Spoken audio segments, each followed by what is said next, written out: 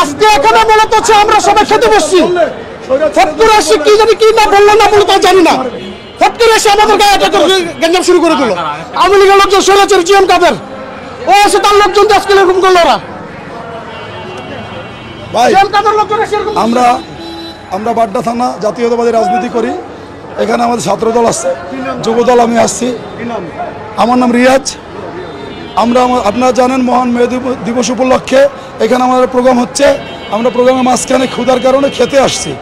আইসা দেখলাম স্বৈরাচারের দোষর। আপনারা জানেন স্বৈরাচার শেখ হাসিনা বাংলাদেশে যতটা অন্যায় করছে তার সহযোগী তাকে বৈধতা দেওয়ার জন্য উঠে পড়ে লেগেছিল এই স্বৈরাচার। তাই না আপনারা জানেন ঢাকা 18 আসন থেকে এই স্বৈরাচারের বউকেও নির্বাচিত করতে চাইছে অবৈধভাবে, বারবার অবৈধভাবে।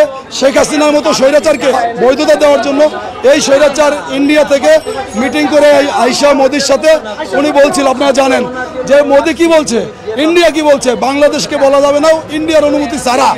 আপনি বলেন, আপনি as a citizen of Bangladesh আপনি বলেন যে একজন রাজনৈতিক নেতা যদি বলে পার্শ্ববর্তী দেশের অনুমতি ছাড়া কিচ্ছু বলা যাবে না, তাহলে সে কিভাবে বাংলাদেশে রাজনীতি করে? দেশবাসীর কাছে আমার প্রশ্ন, কথা ক্লিয়ার?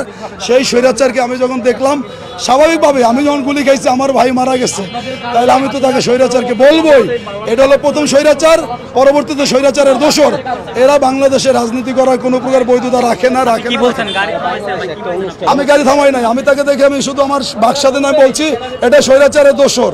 ইনিও ওই স্বৈরাচারের লোক, ইনিও আমাকে মারতে গেছিল। দেখেন চেহারা, ইনি সহ আরো কিছু স্বৈরাচার গোলাম কাদের বস্তির পোলাবান আমাকে মারতে গেছে। আমি এই কথা বলে এই যে এই ভদ্রলোক আমাকে মারতে গেছে, এই ভদ্রলোক আমাকে মারতে গেছে এই কথা বলাতে, এই কথা বলার পর আমাকে মারতে আসছে। তার ওই যে চালাবেলা বস্তি আছে না কিছু আওয়ামী লীগের পুনর্বাসনকারী, আওয়ামী লীগের সহদর কিছু আছে না, তারা এসে আমাকে মারতে গেছে।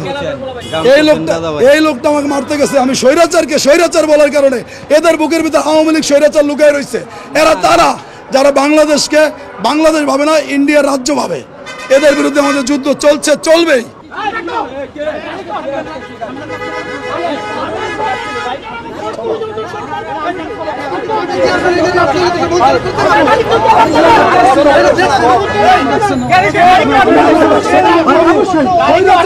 ভাইয়া আপনি